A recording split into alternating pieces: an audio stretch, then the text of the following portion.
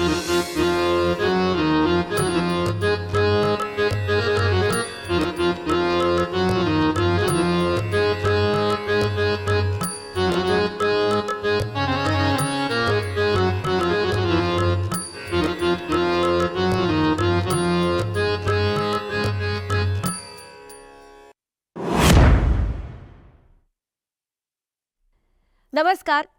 चार चौघी हे अतिशय गाजलेलं नाटक आधी गाजलं होतं, आत्ताही गाजतंय. या नाटकावर आपण आज चर्चा करणार आहोत आणि त्याच्यासाठी नाटकाचे लेखक प्रशांत दळवी, दिग्दर्शक चंद्रकांत कुलकर्णी, नमस्कार. आणि प्रमुख भूमिकेत म्हणजे चार प्रमुख भूमिका आहेत, पण त्यातली एक साकारणारी मुक्ता बर्वे आपल्याकडे आलेले आहेत. Thank you for coming. चार चौघी या नाटकाची कथा विविध वयोगटातल्या चार बायकांच्या व्यक्तिगत आयुष्याभोवती फिरते. त्या बायका पुरुषप्रधान संस्कृतीच्या चौकटीला बाजूला सारून असामान्य स्वतंत्र विचारसरणीचा प्रात्यक्षिक देतात आणि या प्रक्रियेत स्त्री पुरुष संबंधांवर भाष्य होतं. सर्वात पहिला प्रश्न म्हणजे 20-25 वर्षापूर्वी, किती वर्षापूर्वी? 31 वर्षापूर्वी, आता तर 32. 15 ऑगस्ट 1991. म्हणजे खूपच पूर्वी हे नाटक तुम्ही लिहिलं. पण मग हा विषय तेव्हा 1991 मध्ये तुम्हाला कसा सुचला? सुचला कसा म्हणजे त्याला बरीच प्रक्रिया आहे असं मला वाटतं, प्रोसेस आहे ती. ॲक्च्युली मी INTच्या एका लोककला महोत्सवासाठी हलोल नावाच्या याच्यात गेलो होतो गुजरातमध्ये. आणि अचानक येतानाच्या प्रवासात मला एक आई आणि लग्न न केलेली स्त्री आणि तिच्या 3 मुली असं सुचत गेलं आणि क्रमवार त्या मुलींचं वेगवेगळे प्रश्न सुचत गेले आणि त्याच्यातली काहीतरी गुंतागुंत सुचत गेली. आणि मला आश्चर्य वाटलं की कुणीच आपल्याला माहिती नव्हते आधी आणि अचानक कुठून आल्या 4 जणी. आणि मी विचार करत गेलो तेव्हा हळूहळू लक्षात आलं की अरे ह्या जरी आज अचानक झालं असेल, बसच्या प्रवासात मला हे सुचत गेलं, तरी त्याला एक प्रोसेस आहे. ते काय एकदम अचानक घडलेलं नाही आहे. तर गंमत अशी झाली, मी औरंगाबादमध्ये जिथे राहत होतो तिथे खूप चांगलं सांस्कृतिक सामाजिक असं वातावरण होतं. आणि माझ्या आजूबाजूला मी अशा अनेक नाही म्हणता येणार, पण अशा काही महत्त्वाच्या स्त्रिया बघितल्या होत्या की ज्याने आयुष्यात अत्यंत वेगळा असा काहीतरी निर्णय घेतला होता. पण तो निर्णय घेऊन मग त्याच्यात फक्त त्यांनी वेगळा निर्णय घेऊन त्या थांबल्या नव्हत्या, तर त्या निर्णय घेतल्यानंतरच्या परिणामांची जबाबदारी स्वीकारायला पण त्या तयार होत्या आणि अत्यंत सक्षमतेने ती जबाबदारी त्यांनी स्वीकारली होती. अशा मी बघत होतो आणि मला असं जाणवलं की कुठेतरी हा एक स्त्रीवर्ग आहे की जो अस्तित्वासाठी लढत नाही आहे, म्हणजे फक्त तर तो स्वतःच्या अस्मितेसाठी लढतो आहे. त्याला अर्थार्जनाची काळजी आता नाही आहे, ते सगळं व्यवस्थित आहे, पण कुठेतरी जीवनाचा अर्थ अशा स्त्रियांना शोधायचा आहे. आणि त्या कुठेतरी 4 जणी आहेत.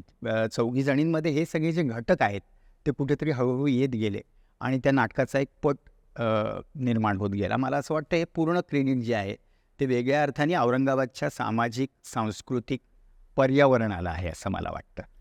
पण नाटकामध्ये 4 वेगवेगळ्या पद्धतीच्या रिलेशनशिप्स आपण बघतो. तर त्या 4 रिलेशनशिप्सचं सिलेक्शन ही म्हणजे फॉर एक्झाम्पल पर्ण आणि 2 मुलं आहेत किंवा एक जी आई आहे तिचं क्लिअरली क्लीन मॅरिड रिलेशनशिप नाही आहे. तर ह्या रिलेशनशिप्स तुम्ही कशा निवडल्यात आणि त्या 1991 मध्ये पण व्हॅलिड आणि एक्झिस्टंट होत्या फुल्ली आणि अजूनही आहेत? आहेच तेच. आता तर जास्त आहे. हे चांगल्या अर्थाने की आपण तो मोकळेपणा आणि पुरोगामी विचार म्हणतो. मला काय वाटतं, जसं प्रशांतला तू प्रश्न विचारलास ना, की आम्ही कुठेतरी त्या मुवमेंटशी कनेक्टेड होतोच. जशा सोशल मुवमेंट असतील, विमेन लिपची मुवमेंट असेल. डिरेक्टली प्रशांतनी लिहिलेली एक मुक्तनाट्यातली एकांकिका होती स्त्री नावाची आणि त्याचे आम्ही त्या काळात 125 प्रयोग केले. त्याच्यात 12-13 मुली होत्या औरंगाबादमध्ये. अच्छा. आणि प्रतीक्षा होती, प्रतिमा होती, अनेक जणी त्याच्यामध्ये होत्या. आणि तेव्हा इकडे स्त्री मुक्ती संघटनेचं मुलगी झाली होत चालू होतं. अच्छा. तर म्हणजे ते एका वेळेस होतं, दोघांना माहीत नसतं. आणि आम्ही याच्याबरोबर स्त्रीमुक्ती यात्रा पण केली की ज्याच्यामध्ये काही हजार प्रेक्षकांसमोर याचा प्रयोग पण झाला. कुठेतरी असंच असतं, मला असं वाटतं की जसं तेंडुलकर असतील, दळवी असतील, कानेटकर असतील, ऑब्झर्वेशन लेखक सततच करत असतो किंवा हा म्हणाला तसं त्या स्त्रिया कशाचं मूळ कशात आहे, कारण आपल्याला काही सत्य घटनेवर आधारित हे नाटक नाही. म्हणजे मग तसं रिअलिस्टिक लॉजिक लावलं तर खूप प्रश्न निर्माण होतात, जे बहुतेक कधी त्या काळी पण काही लोकांना पडले होते की मग ही अशी दुसरा विवाह जाणीव घेणारी मुलगी 3 मुली कशा होऊ देईल, मग बरोबर. काय होऊ देईल वगैरे. तर त्याच्यामध्ये कुठेतरी मला असं वाटतं की समाजातलं सत्य आणि क्राफ्टिंग नाटकाचं असं करून ती पेरणी आहे त्या 3 अंकी नाटकाची. मला गंमत नेहमी अशी वाटते चार चौघीची की जेव्हा 2 अंकी रुळलं होतं नाटक, त्या काळात त्यांनी हे स्ट्रक्चर निवडलं आणि ते बांधणी केली. कारण त्याच्याकडे काय होतं, बऱ्याचदा आपल्याला असं वाटतं ना, मला नाटकाच्या लेंथविषयी पण नेहमी वाटतं की अरे बापरे, ते 3 तासाचं नाटक आहे, मग ते कापलं पाहिजे, ते केलं पाहिजे. मला त्याच्यातलं अगदी सोपी थिअरी आहे. कंटाळवाणं झालं तर एकांकिका पण बोर होते आणि जर होल्डिंग कॅपॅसिटी असले तर कितीही आपल्याला वेळ बघता येतं. आपल्याला सिनेमांच्या लेंथविषयी असं बघता येतं, कारण आपण फार काटेकोरपणे बोलतो आता 2 घंटे 2 तासाचीच फिल्म पाहिजे, मग ते मल्टिप्लेक्सला टायमिंग असतं, नाटकाला असं होतं, एकच इंटरव्हल वगैरे वगैरे. मला असं काहीच वाटत नाही. त्याच्याकडे भरभरून होतं. चारचौघीमधला जो आशय आहे ना, तो इतका भरभरून होता आणि थिएट्रिकॅलिटी पण त्याच्यामध्ये दडली. आत्ता चंदूच्या म्हणाला त्यावर मला बरोबर, मी स्त्रीचा रेफरन्स विसरलो होतो, तो खूप महत्त्वाचा आहे स्टार्टिंग पॉईंट म्हणून, की आम्ही ही जी स्त्री केली होती ना त्याच्यात पण म्हणजे त्यावेळी आमचं पण वय हार्डली 20-22 वगैरे असेल, त्यावेळी पण आम्ही त्याच्यात कुठे 83-84 वगैरे वगैरे असे प्रश्न कुठेही घेतले नव्हते, की जे ढोबळ म्हणजे समस्या प्रधान म्हणतो ना आपण तशा पद्धतीचे. तेव्हा सुद्धा आम्ही कुठेतरी त्यांच्या अस्मितेचाच प्रश्न घेतला होता. पण ते असं झालं होतं, खूप छान प्रयोग होतो ते, पण ते असं वाटत होतं मला की अरे मुक्तनाट्याच्या फॉर्ममध्ये सगळ्यांना खूप आवडतं आहे, पण डेप्थमध्ये जर जायचं असेल खूप तर त्याच्या पलीकडे आपण जायला पाहिजे, कारण ते कुठेतरी street play, corner Chorus प्लेच्या play स्वरूपात होता. करत होतो. छोटं छोटं होतं आणि स्त्रीच्या सोशलायझेशनची प्रोसेस त्याच्यामध्ये प्रशांतने मांडली होती आणि ते मी कोरस प्लेच्या स्वरूपात केलं होतं. 83-84ची गोष्ट आहे, 1900. तर तेव्हा वाटत गेलं नाही अजून आपण खोलात जायला पाहिजे, आणि मग हा म्हणतो तसं या प्रश्नाविषयी लिहावंसं वाटत गेलं. आणि तू म्हणते तसं विनीचा प्रश्न आहे तो एक एक म्हणजे आई, विद्या, वैजू असं करत करत मला तो आपोआप तो त्या प्रश्नापर्यंत यावंसं वाटलं. कुठेतरी मला वाटतं त्यावेळी त्याचं सूचन पण थोडंफार असणार, पण लिव्ह इन रिलेशनशिप पण मला वाटतं अगदी काही प्रमाणात तेव्हा सुरू झाली नाही, असेल. काही प्रमाणात म्हणजे खूपच कमी प्रमाणात. म्हणजे एका एलिट क्लासमध्येच होतं ते. आता एवढं इतकं कॅज्युअल आहे तसं नाही. पण ते मांडावंसं वाटलं. आणि मला अगदी आठवण आहे की म्हणजे आत्ता आणि त्या प्रयोगात तोच मुख्य मला फरक जाणवतो, की तेव्हा तो खूप, ती जेव्हा निर्णय सांगायची तेव्हा तो खूप सांस्कृतिक धक्का होता. म्हणजे प्रेक्षकात पण तसा उद्गार एक यायचा की आश्चर्याचा. आताही येतो, पण आता लगेच त्या चर्चेत इन्व्हॉल्व्ह होतात. म्हणजे आता ती एकाग्रता अजून आली असं. काय पॉईंट ऑफ व्ह्यूचं, का म्हणते ही मुलगी, असं पण बघितलं जातं. सेक्शन वाईज समाजामध्ये पण बदल मोठा होतच गेला ना. तसं तू म्हणालीस तसं हे लिव्ह इन रिलेशनशिप असेल, मला तर आत्ताच्या नाटकात आणि पूर्वीच्या नाटकातला एक फारच छोटासाच बदल फक्त लक्षात आला. प्रशांतच्याच एका नाटकात मला आत्ता बोलताना आठवलं की गंमत म्हणून त्याचं वाक्य लिहून गेला तो त्या सेलिब्रेशन नावाच्या, की कॅन्सर आणि घटस्फोट हे नेहमी दुसऱ्याच्या घरात व्हावेत असं वाटतं. सो म्हणजे म्हणजे म्हणजे काय म्हणजे असं एक समज आपल्याला हळूहळू त्याच्यामध्ये गेलं तर बदललेला जो वैजूचा प्रश्न आहे या नाटकातल्या दुसऱ्या, तो आता उलट ॲक्सेप्टन्सच्या रूपाने खूप स्वीकारला आपण. तेवढी मोकळीक याच मुवमेंटनी, चळवळींनी, पुरोगामी विचारांनी असं दिली आपल्याला की ती जगण्यासाठी. तू अजून म्हणालीस तसं एक मला अजून आठवलं की त्यावेळी साहित्यात पण आहे ना, एक आधुनिक लाट होती स्त्रीकडे बघण्याची. जे गौरी देशपांडे असेल, जे एक एक पान गळ्यापासून ते रीटा वेलणकरपर्यंत, शांता गोखलेंच्या एकीकडे मला उद्ध्वस्त व्हायच्यासारखी आत्मचरित्र येत होती.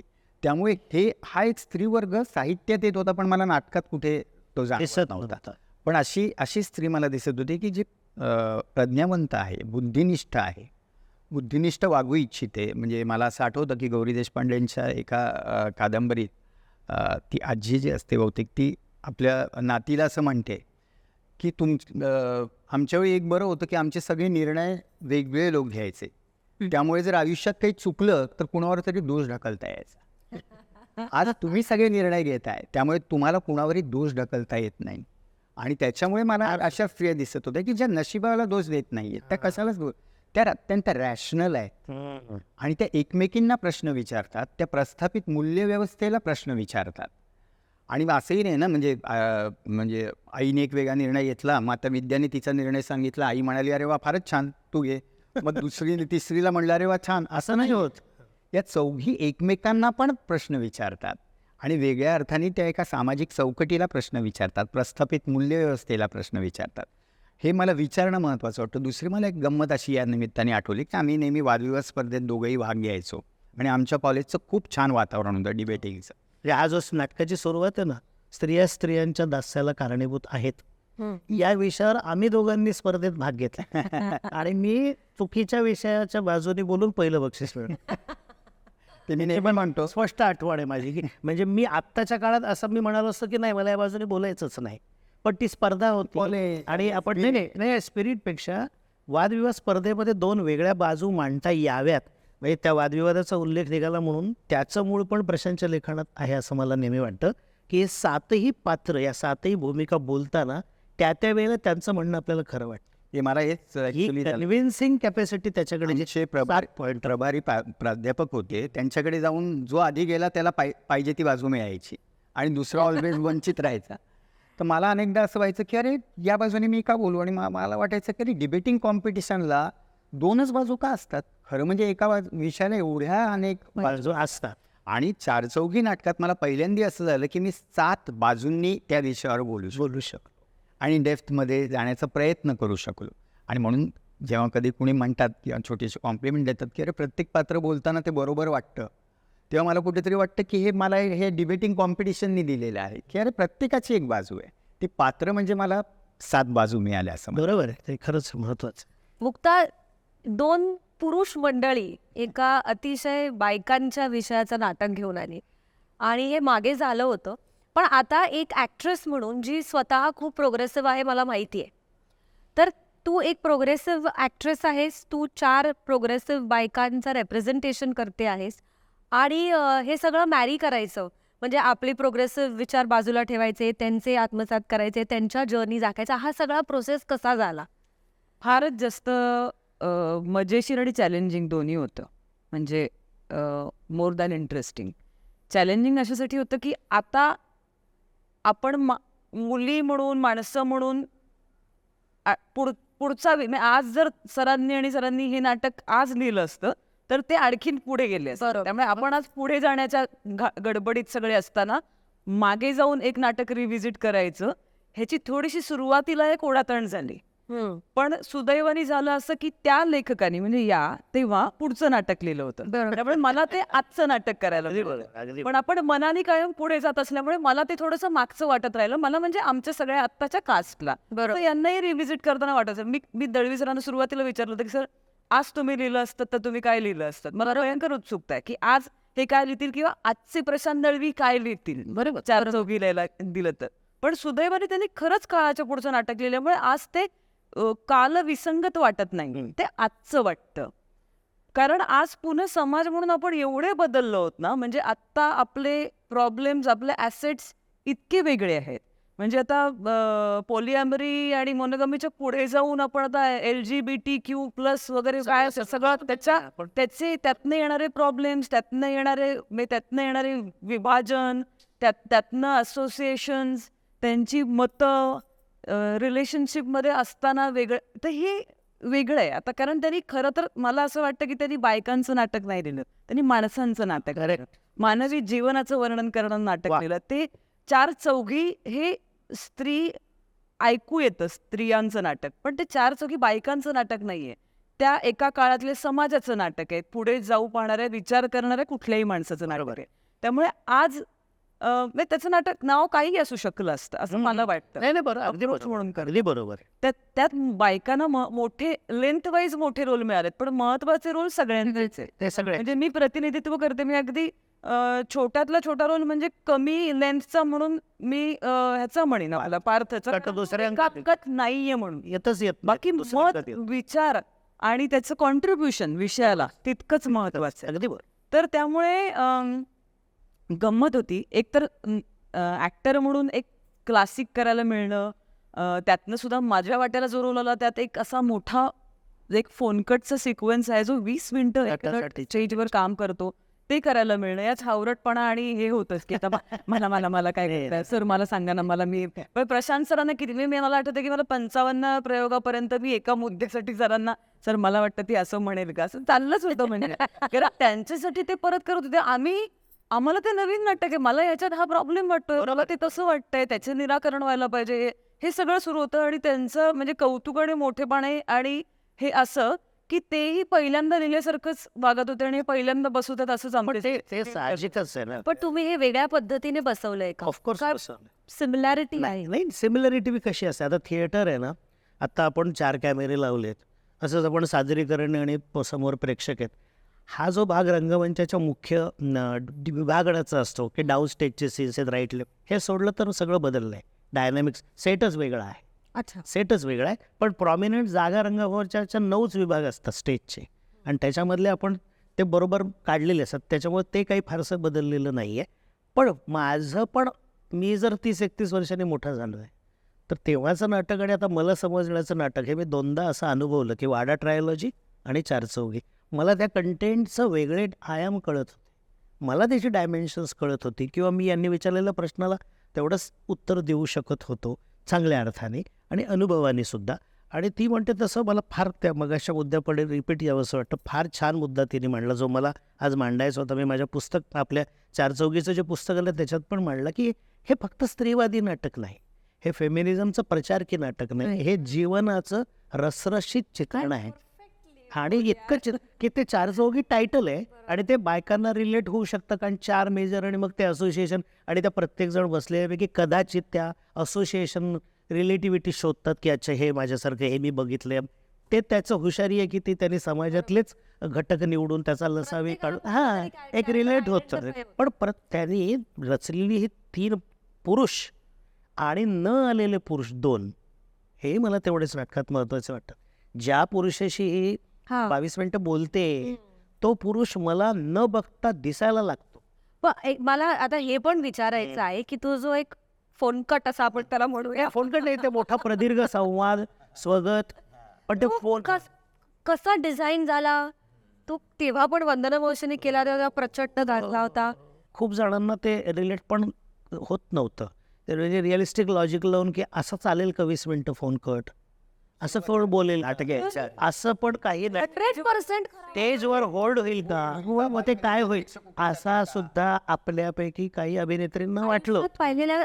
सर्वात होल्ड होणाऱ्या सीन्स मधला एक सीन हा आहे आहेच पण मी गंमत बघत होतो जे मुक्ताला आणि मला प्रोसेसमध्ये बघताना जाणवलं कारण याचं लिखाण आणि आमच्या दोघांची चर्चा ही टोटल वेगळी आहे किंवा वंदनाशी झालेली पण चर्चा वेगळी होती एक बेसिक बदल मी केला होता जो तुम्हाला सांगायला हरकत नाही तो टेक्निकल आहे तांत्रिक आहे की यावेळेस मी लेपल माईक्स वापरले होते सो प्रोजेक्शनची लेवल खूप वेगळी होते नकळत न आपल्याला जेव्हा हाऊसफुल आहे चारचौघीला आणि मग ते कदाचित यातले काही विचार किंवा काही भावना या लाऊडर वाटू शकतात आणि त्या प्रचारकी वाटू शकतात की समजा या आशिषला उद्देशून बोलताना प्रोजेक्शन आता मला तिचा नॅचरल सूर म्हणजे विद्याचा हिच्या आवाजाचा वापर पण तिचं आशय म्हणजे मला खूप खाजगीपण जपता आलं फोनवर ती त्याच्याशी अत्यंत तावातावानी बोलते आईशी आर्ग्युमेंट करते ते फोन चालू असताना पण ती तिच्या बेडरूममध्ये जाऊन झोपूनही बेडवर अत्यंत फिजिकल किंवा कोझीत स्वतःच्या नवऱ्याशी पण काही बोलते ते मला तसंच पकडता आलं त्याच्यासाठी मला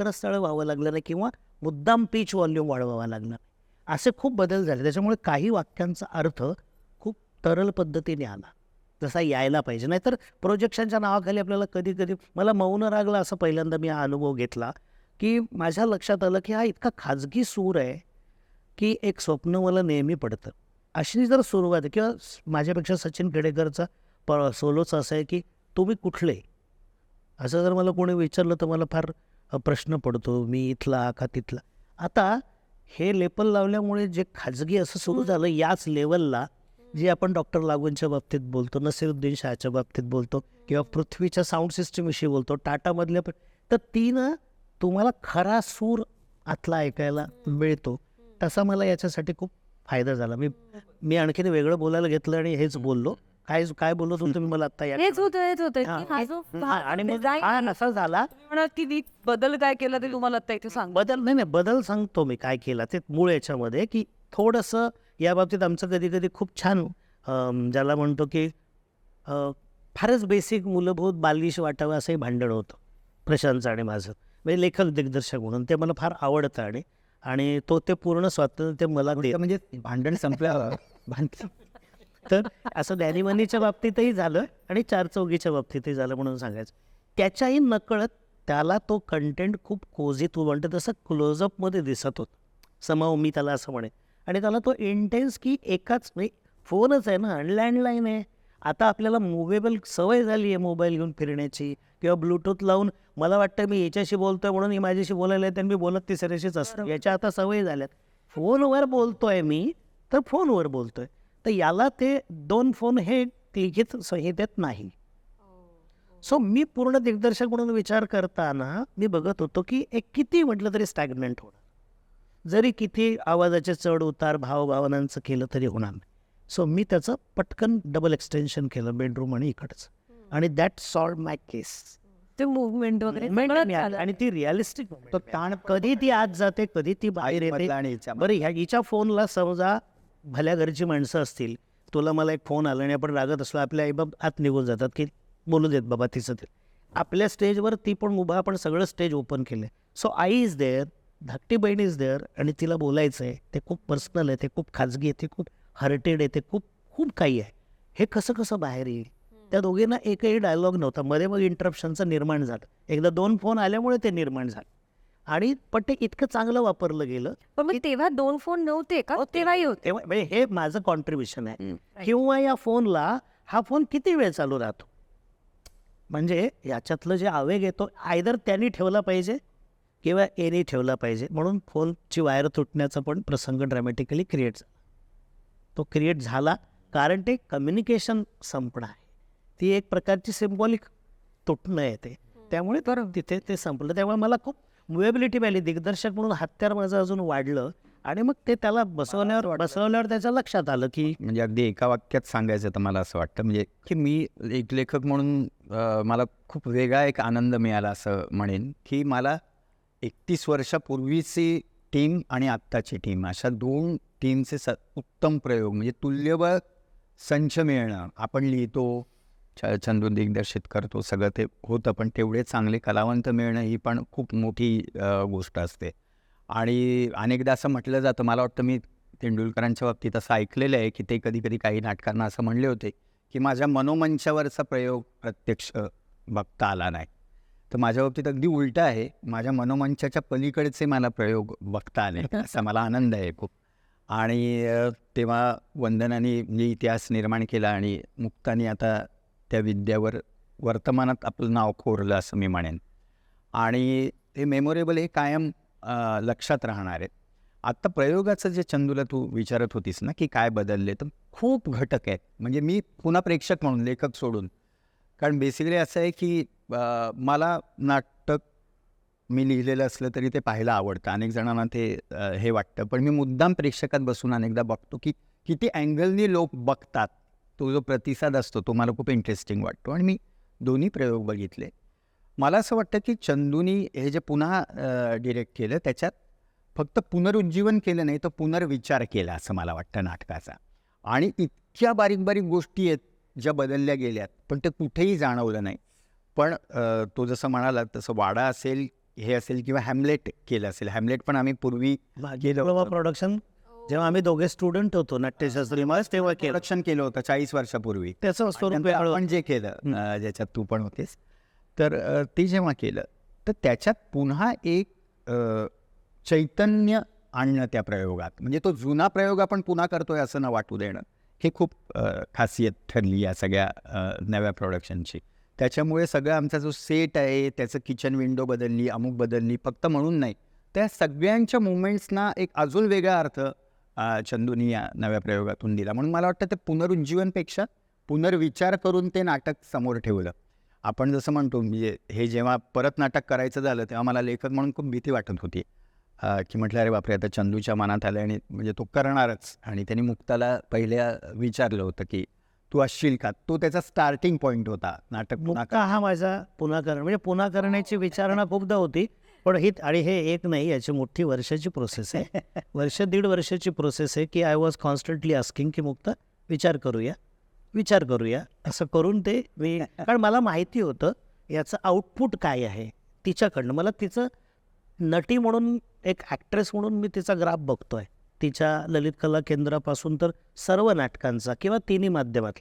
मला त्या पोटेन्शियलचा या नाटकाला एक काहीतरी अजून कॉन्ट्रीब्यूट व्हावं आणि ते आजचं नीट घडावं असं वाटतं. स्टार्टिंग पॉईंट वॉज मुक्ता हो म्हणाली नसती कदाचित तर लगेच आलं नसतं हे नाटक. कारण मी थांबलो होतो, कारण मी कुणालाही दुसऱ्याला विचारलं नाही मी. आणि जनरली प्रत्येक मी त्याला विचारतो, तो माणूस हो म्हणतो आणि ते नाटक तुला हिला परीक्षा होती हॅमलेटच्या वेळेला म्हणजे आणि हिला कळत नव्हतं, तुम्ही मला सांगत का नाही. म्हटलं फक्त काय आहे, कधी परीक्षा, मी अंदाज घेतोय. कारण मला ऑफिलिया म्हणून हे पूर्णपणे 100% ॲक्सेप्ट म्हणजे झाली होती किंवा मला लक्षात होतं.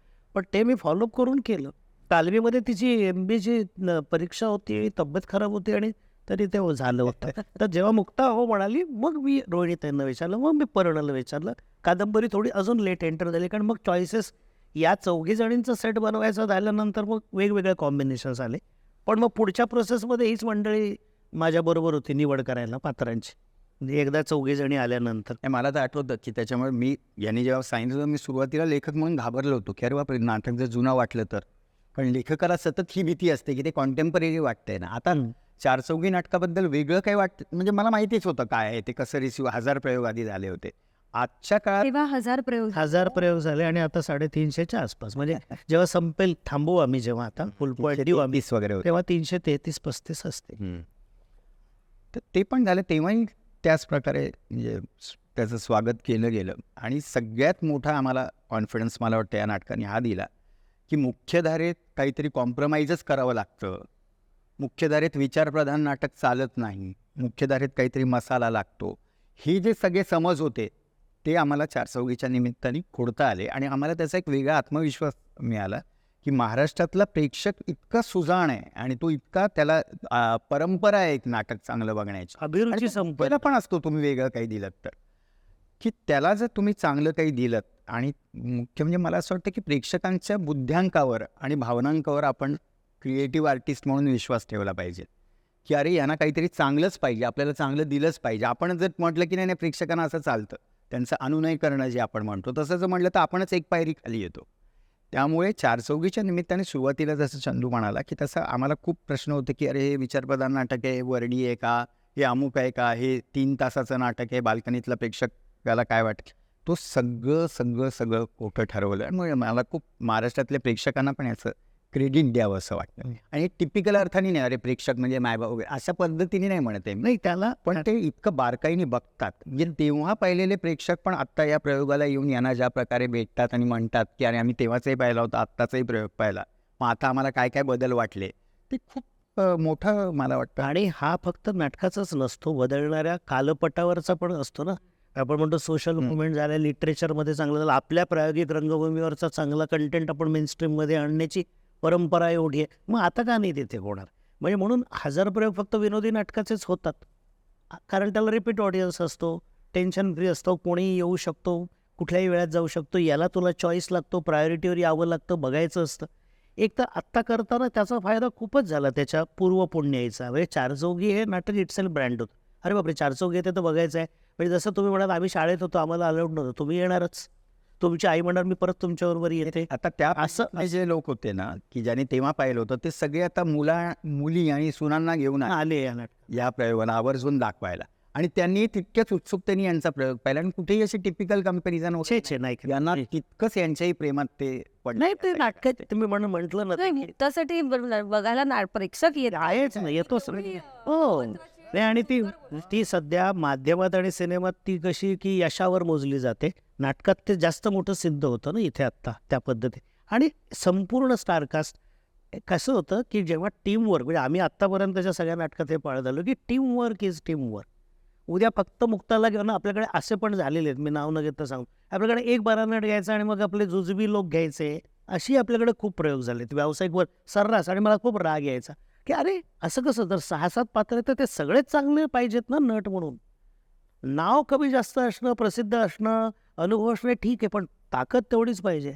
म्हणजे आज या सगळ्या मुलांना, तिन्ही मुलांना, लीना तरी थोडा सिनियर आहे, पण या 2 मुलांना टेन्शन होतं की रोहिणीताई आहेत, मुक्ता आहे, कसं होणार, तालमीत काय. आणि ते उभे राहताना यांनी फार आम्ही एकमेकांची ती अशी टीम जमली आणि उत्तम टीम हो जमली. ते मी रील्स बद्दल कळतं की नाही, ते तर समजा ते आपण म्हणू की आमच्याकडे ते न्यू वेव पण चांगली आहे की ज्याच्यात रोहिणीताई पण लहान होऊन यांच्याबरोबर डान्स करतात वगैरे.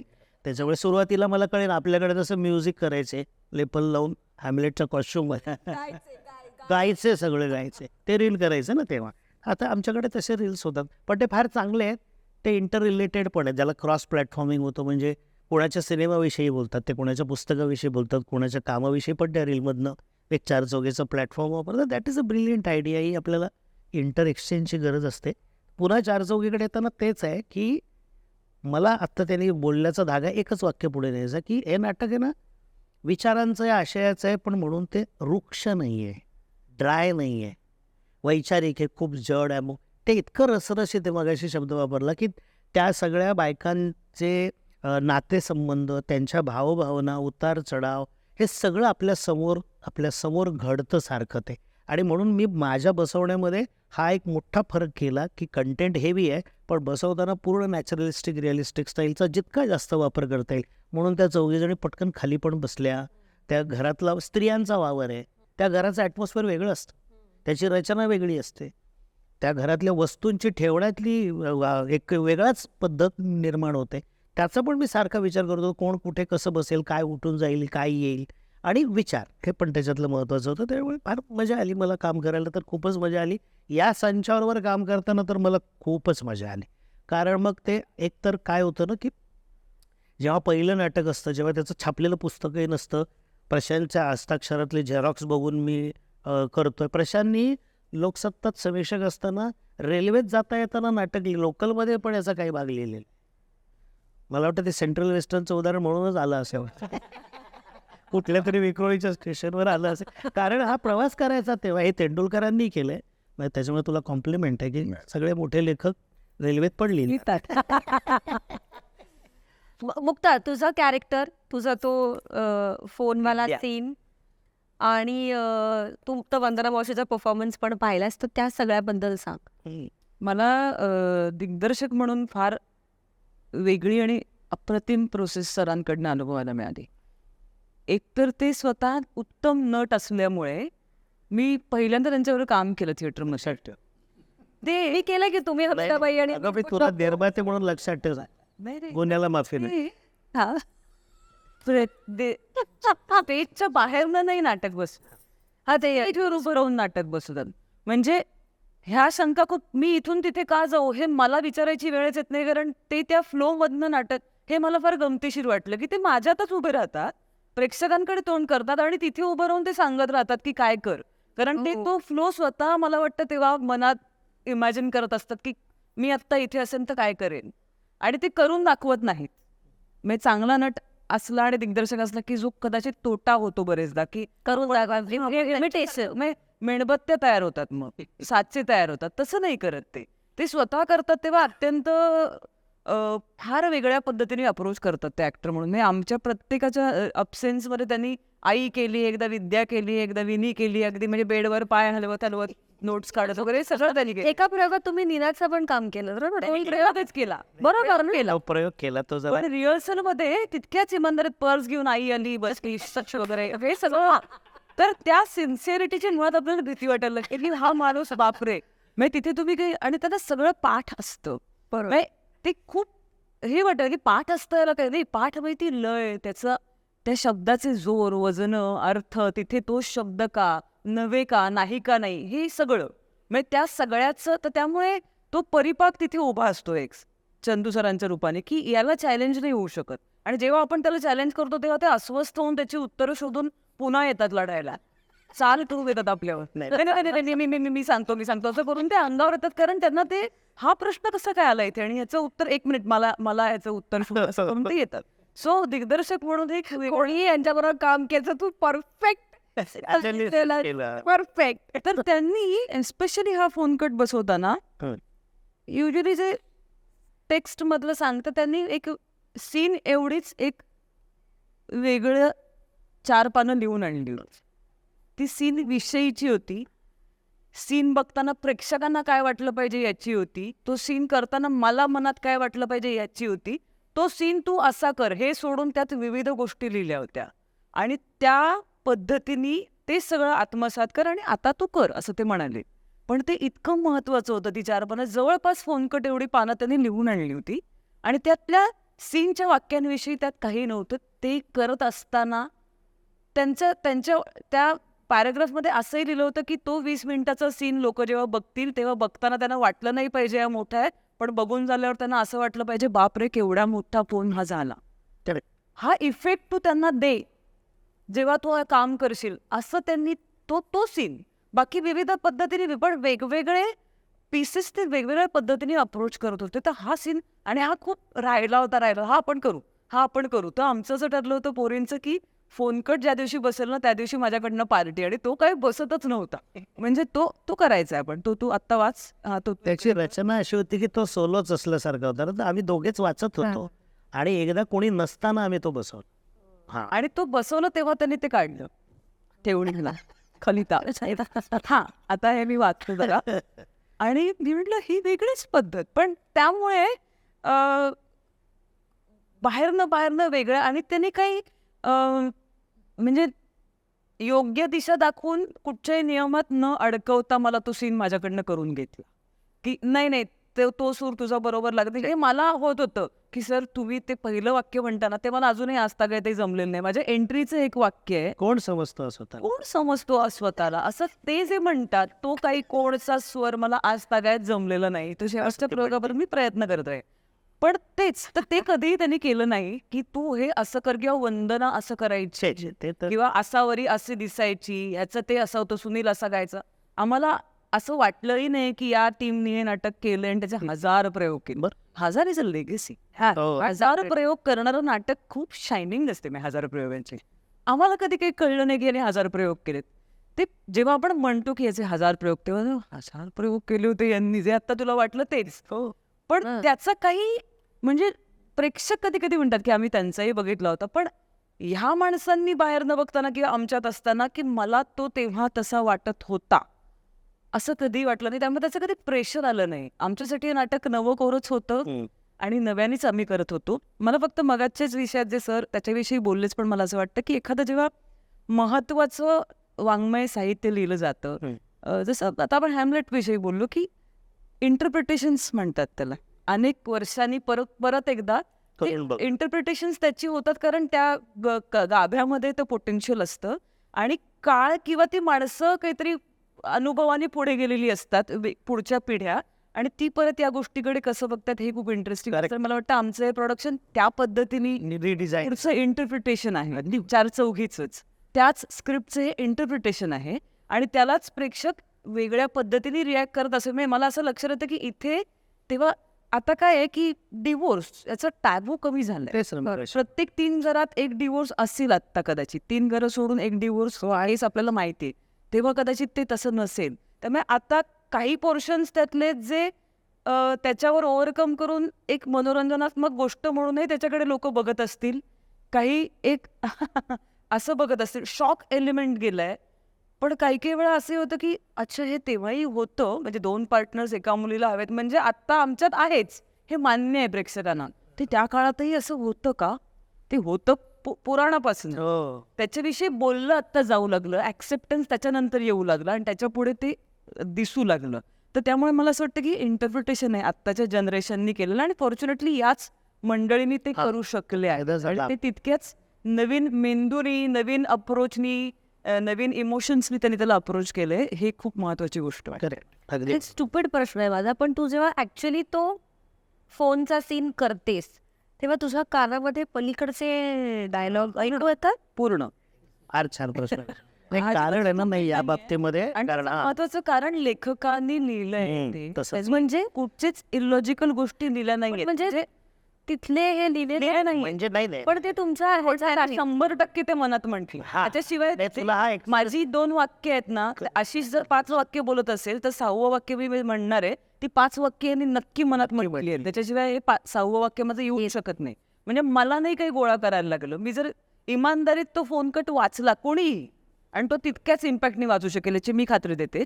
तर त्यांनी लिहिलंच ते तसं आहे. ती त्याची लय सांभाळत, लय म्हणजे फ्लो सांभाळत, कुठेही मुद्दा याच्यानंतर ते असं कसं म्हणेल असं एकदाही आठवत नाही वाटत. कारण मला माहितीये की हा माणूस ते म्हणत असणार आहे, म्हणत बसला असणार आहे, असं करत असतील ते. नाही आले ते मी गौप्यस्फोट करतो. आत्ता तू म्हणालीस ते मी नेहमी ऑब्झर्वेशन म्हणून सांगतो. मी जवळून बघतो त्याची प्रोसेस.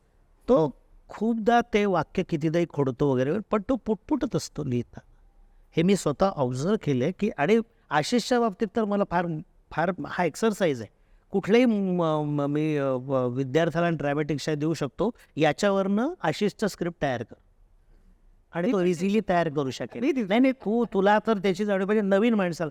कारण तेच महत्त्वाचं असतं ना, फोनवर ॲक्च्युअल टाईम आपण ॲक्च्युअली क्रश करत असतो ना.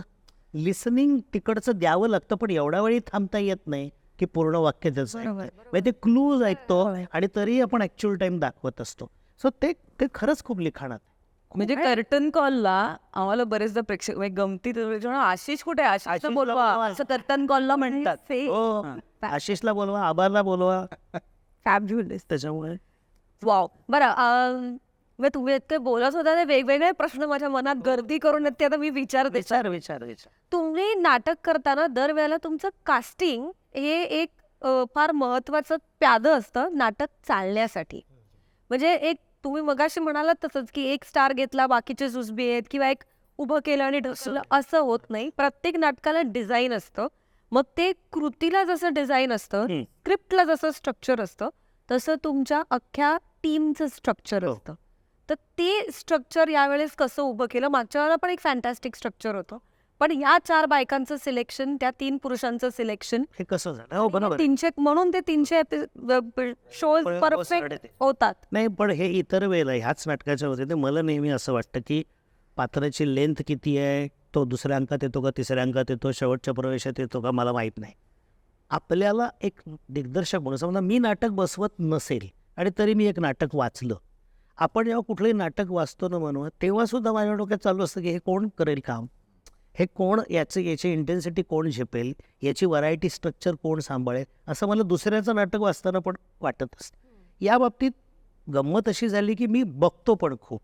ज्याला असं आपण म्हणतो मी एकांकिका स्पर्धाही बघतो, मी प्रायोगिक नाटकही बघतो. मी शोधून ती माणसं त्यांच्या पण मनात नसतं असं. म्हणजे निवेदिता कुठेच नव्हती प्रतलावर आणि तिला प्रतिमाच्या सजेशनमधनं मी निवेदितापर्यंत पोचलो. किंवा वैभव तिकडे त्याचं एक सिनेमातलं छोटंसं काम बघून मी त्याला भास्करसाठी कास्ट केला, जेव्हा तो कॉमेडी मध्ये फुमध्ये करत होता.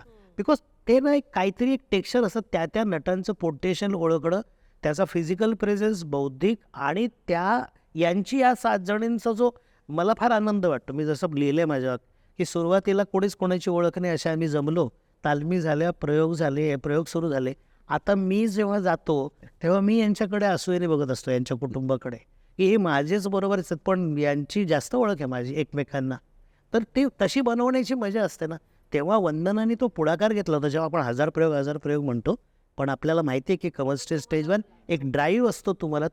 तिने तो परिवार निर्माण केला. काही बदलले ना, 400 प्रयोगानंतर 500 प्रयोगानंतर इतर पात्र बदलली. वंदना, दीपाताई आणि मिलिंद सफाई ही 3च माणसं होती की जी पूर्ण वेळ होती 1000 प्रयोग. अच्छा, म्हणजे प्रतीक्षाताई वगैरे. हो, कारण दामिनी सुरू झालं, आसावरीला मोठ्या ॲड फिल्म्स मिळाल्या, छोटे बदल झाले, पण 1000 प्रयोग झाले.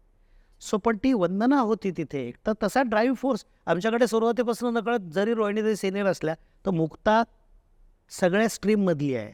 ती मुक्तावर नकळत मी पण अशी जबाबदारी देऊन टाकली आणि तिने पण ती पेरली त्या मोठ्या बहिणीसारखी. पण मग तुम्ही हमीदाबाईच्या वेळेस नीना मावशीला रिपीट केलं, हो, तसं इथे वंदना मावशीला रिपीट करावं. विचार येऊन गेला अगदी फ्रँकली सांगतो. आणि तो सेट बनवताना नेहमी तू म्हणते ना तसं की एकदम मुक्ता आहे तर मुक्ताची आई कोण वाटेल, मुक्ताची मधली बहीण, हा फरक पडतोच एक घेत. पण इथे माझं मुक्ताचं नक्की होतं, त्याच्यानुसार मी लगेच रोहिणीताईंना विचारलं. आणि एक लक्षात घे, पुन्हा ना एक वेगळा निर्णय घेणारी आई आहे ही आई नुसतीच वर्णनात नाही आहे, बोलण्यात पण पाहिजे. तिचा कणखरपणा, तिचा एक स्ट्रॉंगनेस तिचा बोलण्यात जाणवलं पाहिजे. याला कोणीही नाही जाणणार. म्हणून तेव्हा दीपाताईंचं कॉन्ट्रीब्युशन ऑड होत्या. त्या नव्हत्या मुख्यधारेत, त्यांनी कामच केलं नव्हतं आणि त्यांना मुद्दाम बोलवलं होतं तेव्हाही मी. त्यामुळे तो मग रोहिणीताई ठरल्या. मग पर्णकडे माझं लक्ष होतं की अरे, कारण पर्ण तशी याच्यातली पुन्हा कॅटेगरी कशी असते आपल्याकडे थिएटरमध्ये ही पण लिबर्टी असते की अगदी त्या जसं सिनेमात आपण पाळतो बऱ्यापैकी, इथे त्या वयाचा माणूस घेण्याची गरज नाही, तसं वाटणं महत्वाचं असतं. बरोबर.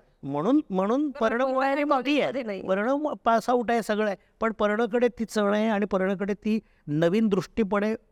विनीच्या बाबतीत तर असं आहे की त्या मुलीने जर जबाबदारीने असं मला 2 मित्रांबरोबर राहायचं असं म्हटलं नाही तर त्याचं हसं होईल.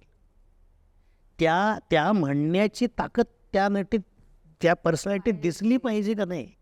कादंबरीत वेगळी मजा आहे की कादंबरीने तेव्हा ते प्रेमविवाह करणं, पण आता मग दुसऱ्या अंकाच्या शेवटी तिचा एक वेगळाच अँगल मिळणं की वाय आय एम डुईंग दिस, हिने केलं. ते खूप आहे ना, एकमेकांच्या परिणामांमुळे या चौघींच्या निर्णयाचे पण खालीवर होत आहेत.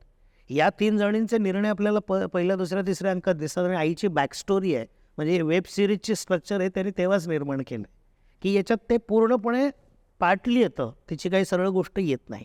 आणि मुलांचं पण तसंच झालं.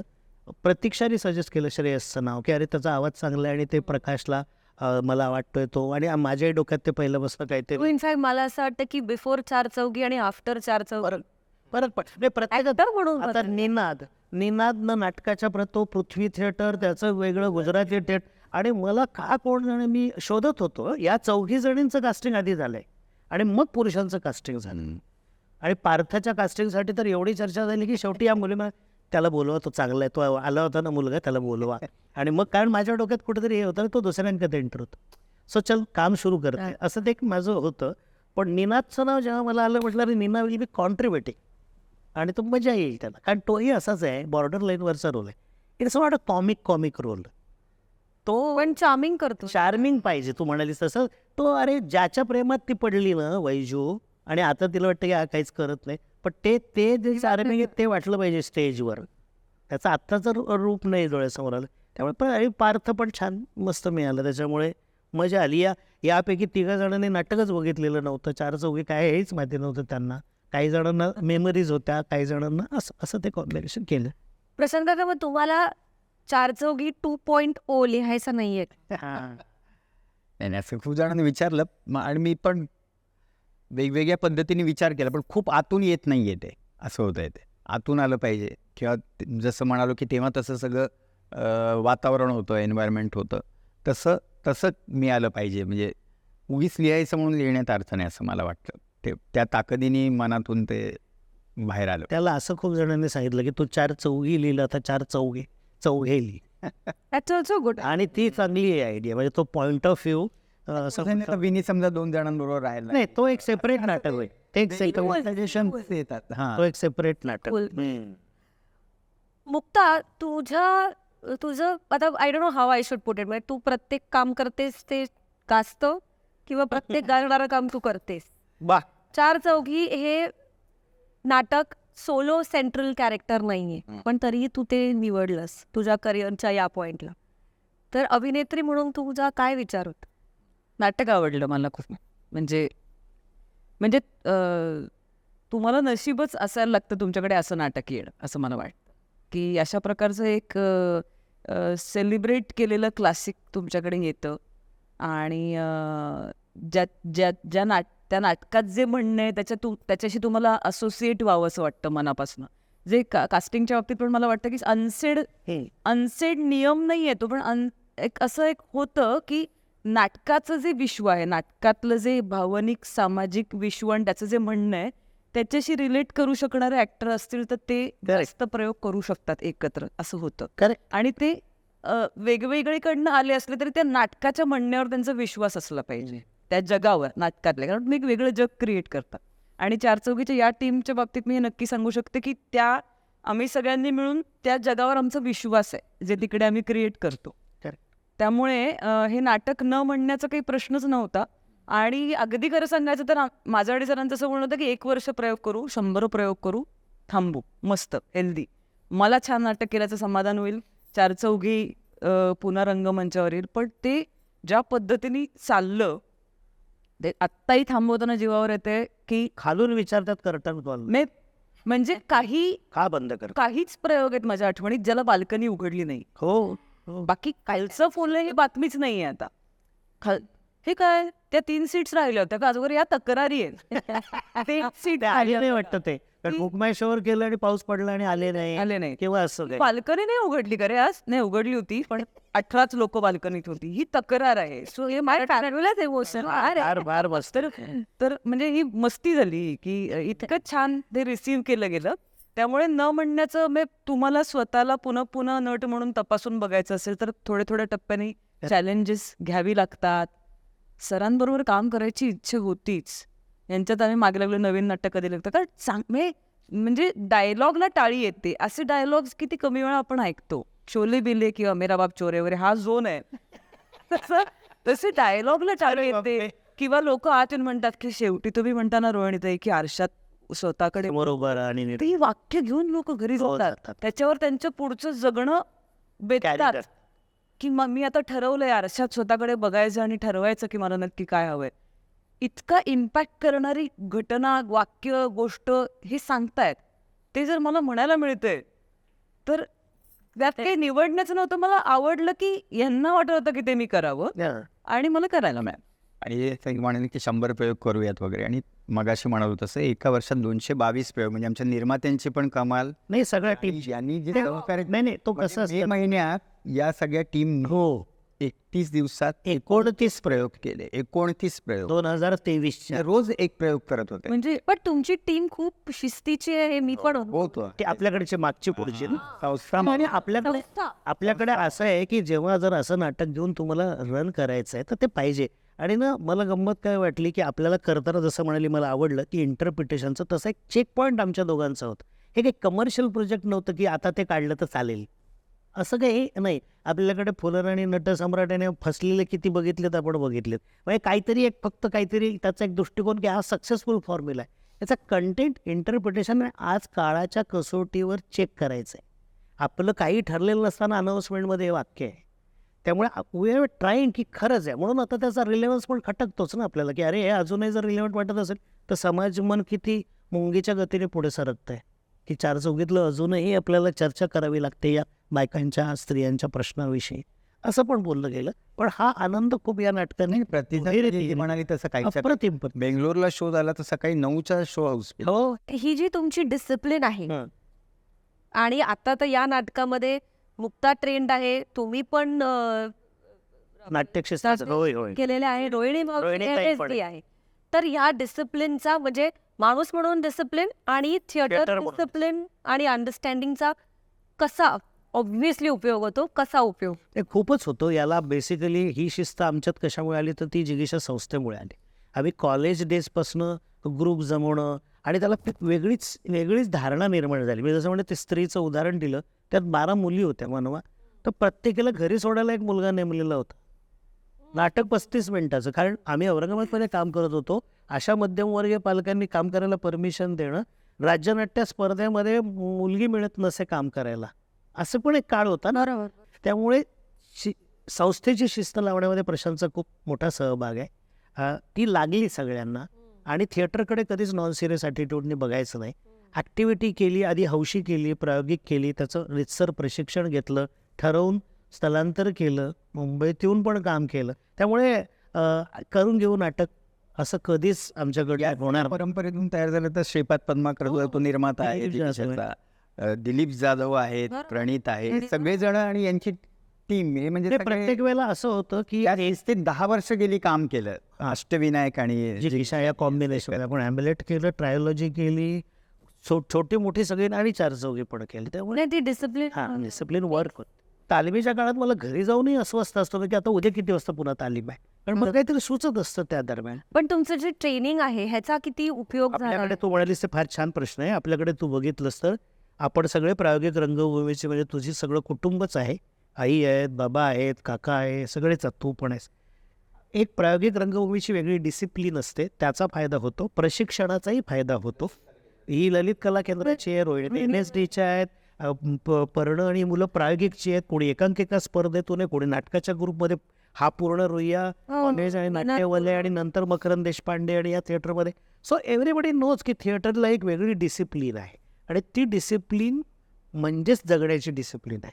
कारण नाटक हा तुमच्यासाठी नुसताच व्यवसायाचा भाग नाही, मला नाही नाटक मिळालं, मी वर्षभर काही काम न करता बसेन घरी. पण चांगलं नाटक मिळेल तर तुटून पडेल आणि त्याची उत्तम तालीम करेल. डेफिनेटली मला असं वाटतं की उपयोग होतो. आणि असं बरेचदा म्हणतात की हे तुम्ही कसं करता, तर A to B पर्यंत जाण्याच्या काही पायऱ्या असतात. त्या पायऱ्यांची ओळख तरी होते का? होतं ना तुम्हाला. कुठे पाय ठेवू अंधारात कुठेतरी मला इथे जायचं एवढंच दिसून चालत नाही. तुम्हाला इथे जाण्यासाठी काहीतरी कुठून तरी रस्ता शोधायला लागतो. तो कसा शोधू याची दिशा तरी दाखवतं. ते हे शिक्षण खूप ट्रिकी असतं अशा पद्धतीत. बरोबर आहे, बरोबर. Applied Art form. Art form मधलं की अशी त्याला काही नियम नाहीये. 2+2 4 कधीच नसतं. ते पुन्हा एक त्या नटाचं त्या कलाकाराचं इंटरप्रिटेशन असतं. शिक्षण हे सुद्धा इंटरप्रिटेशन असतं की लेक्चर एकच माणूस देतो, 10 मुलं वेगवेगळं ऐकत असतात. बरोबर. पण मला नेहमी असं वाटतं की A to B जायची इच्छा एवढं उरत नाही. त्या जायला पायऱ्या असतात हे हे तुम्ही कळतं. समजू शकता. त्या पायरींना कुठून अप्रोच करू हा मार्ग तुम्हाला दिसू शकतो. एखाद्याला 10 पायऱ्या लागतील तर मी कदाचित 6 पायऱ्या तिथपर्यंत पोहोचू शकते.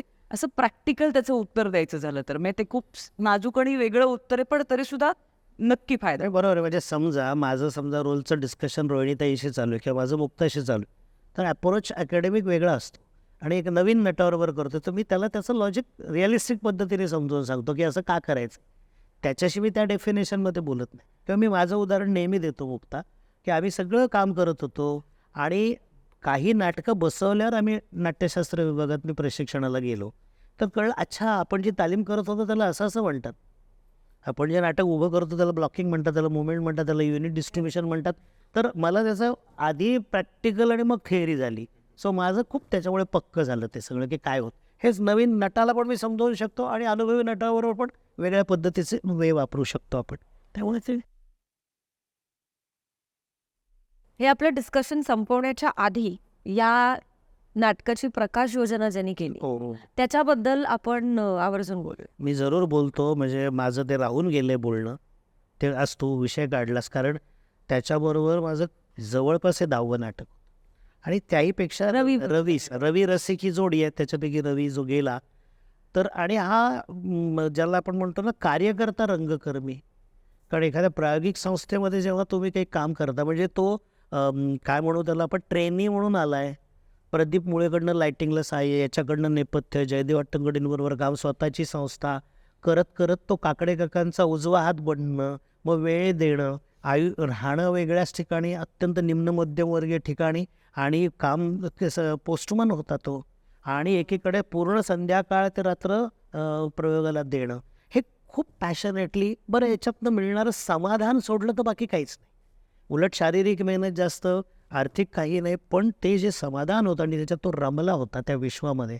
म्हणजे तो तर आता मौन रागला तर तो नुसताच प्रकाशना करायचा आणि 100 प्रयोगानं तो माझ्याबरोबर होता. म्हणजे समजा प्रायोगिकला, कारण नंतर व्यावसायिकला डिझायनर काही प्रत्येक ठिकाणी नसतो, लाईट ऑपरेटर असतो.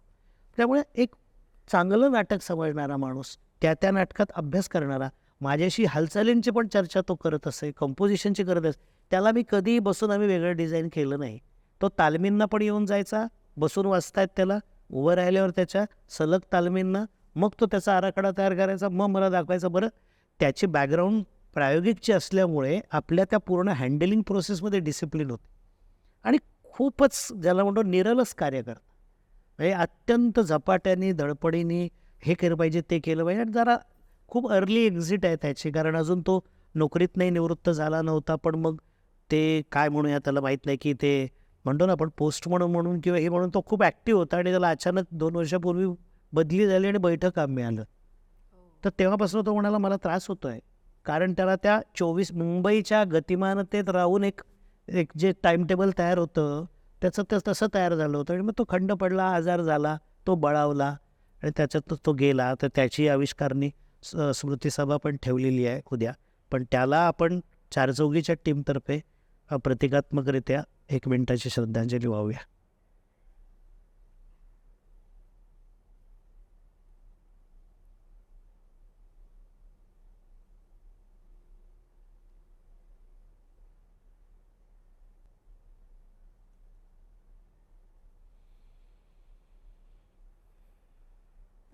तुझा सर काय शेवट असेल तो कर. येस, एक थोडासा टाइमपास एक जाता जाता आयटम करू. Rapid fire. रॅपिड सगळ्यात, पण नाटकाबद्दलचा हां, पण ठीक आहे. पर्सनल वगैरे असे काही वाह्यात प्रश्न आणि चुकले तर परत करेक्ट करून आपण डिरेक्ट टेलिकास्ट नसल्यामुळे इंटेन्शन असं आहे की ह्याच्या निमित्ताने एक हिस्ट्री बिल्ड होईल, डेटा बिल्ड होईल. ओके, सो ह्या राऊंडला आम्ही खरं खरं सांग असं नाव दिले. बरं. त्याचं खरं खरी उत्तरं तुम्ही द्यावीत. 3 स्त्री प्रधान नाटकं यांची नावं सांगा. Women centric place 3. सांग, असं काय वाजवा ना तुम्ही तिघही सांग. मला वाटलं टिंग टिंग टिंग. खूप आहेत, पण तरी सुद्धा आपण सांगता येईल. माझं राहिलेलं वाक्य पूर्ण करतो आणि उत्तर देतो, की जे मला आवडणारं एक 70s मधलं क्लासिक आहे आधे अधुरे नावाचं. आणि मला असं वाटतं की चार चौघे हे त्याचं 90s मधलं एक्सटेन्शन आहे. टप्प्यावाईज सावित्री त्यातली जी आहे, सावित्री आहे,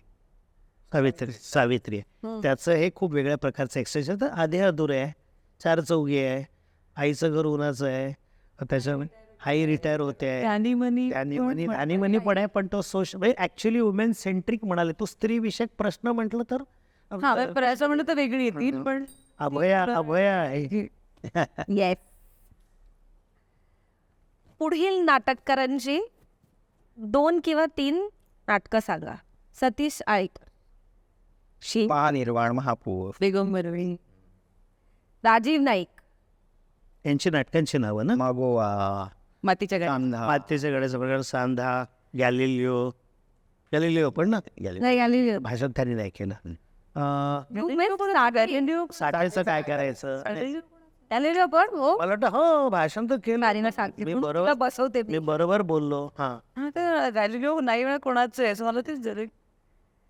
शफात खान, भूमितीचा फार्स, आम्ही शोभायात्रा, मुंबईचे कावळे, भूमितीचं फास म्हणून. सुबकची 5 नाटकं. तर तुम्ही बेल वाजवलीच नाही, जाऊ दे. अरे हे सुरू ठेवायला लागेल. सोबतचे नाटकं आपल्याला माहितीच आहे, त्याच्यापैकी आपण एक भाग आहोत.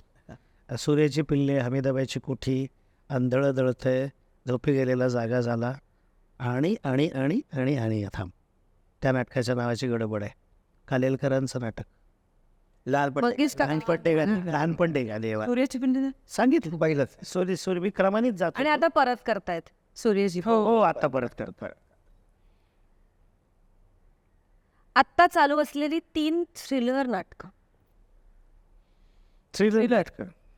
परफेक्ट मर्डर, काळी राणी, त्याच्यानंतर कृष्णवेला थ्रिलर नाही म्हटलं. नाही थ्रिलर नाही, पण एक पहिल्या अंकात थ्रिलर आहे. पण तरी थ्रिलर नाहीये, पण ते ऍक्च्युली ते रहस्य आहे. म्हणजे मी त्याला असं म्हणणे की ते आणि ट्रीट केलाय सुरू फर्स्ट. पण अजून आहे ना नाटकाचं आपल्याला ते मास्टर माइंड नाही ना हे पाहिजे. मास्टर माइंड पण आहे. नावावरनं सांगितलं तर सगळी नावावरनं सांगितलं. झाले हुशार होता मी. सोपे आहेत प्रश्न. नाही तर हीच पद्धत चांगली आहे. बोलवणाऱ्यांना आधी सगळं वेदवत्तापूर्ण बोलू द्यायचं आणि 4 प्रश्न विचारून बघा तुम्हाला काहीच येत नाही असं दाखवायचं. पण असं होत नाही. अगे नाही की गंमत. पण असं होऊ शकतं. हो ब्लँक होत. अगं ब्लँक होतं माहितीये का. आता त्या 5व्या नाटकाचं ब्लँक झालं ना. माहिती असतंच आपल्याला, बरं का नसेल. रोज आपण तेच करतोय.